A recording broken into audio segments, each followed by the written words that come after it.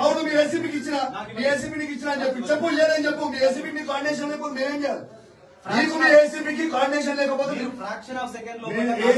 ACP దగ్గరికి పొద్దున వచ్చిన పొద్దున ఫోన్ చేసిన ఏసీపీకి నీకు ఫోన్ కాల్ కూడా చూపిస్తా పొద్దున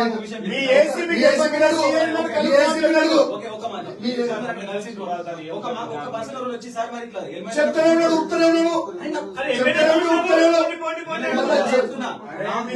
ఎస్సీఐ గారు మీకు అంతా తెలిసిపోయిండ్రు ఇది కరెక్ట్ కాదు ఇది మీరు గవర్నమెంట్ ఈ గవర్నమెంట్ ఎప్పటికి గిట్లే నడుస్తుంది అనుకుంటారు తప్పది మీరు ప్రజల పక్షాన మాట్లాడాలి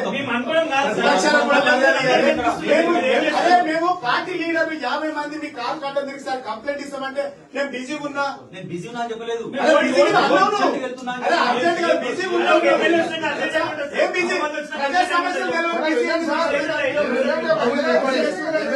చూసుకోండి మీ ఏసీపీ గారు మాట్లాడింది 11 to AM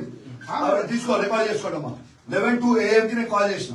11 to AM కి నేను కాల్ చేస్తే యూ ప్లీజ్ కమెంట్ 3 o'clock అన్నాడు ఇప్పుడు ఏసీపీ గారికి ఫోన్ చేస్తే నేను కలవమని చెప్పిండు ఇప్పుడు మీరు ఎక్కడ ఉరుకుతారు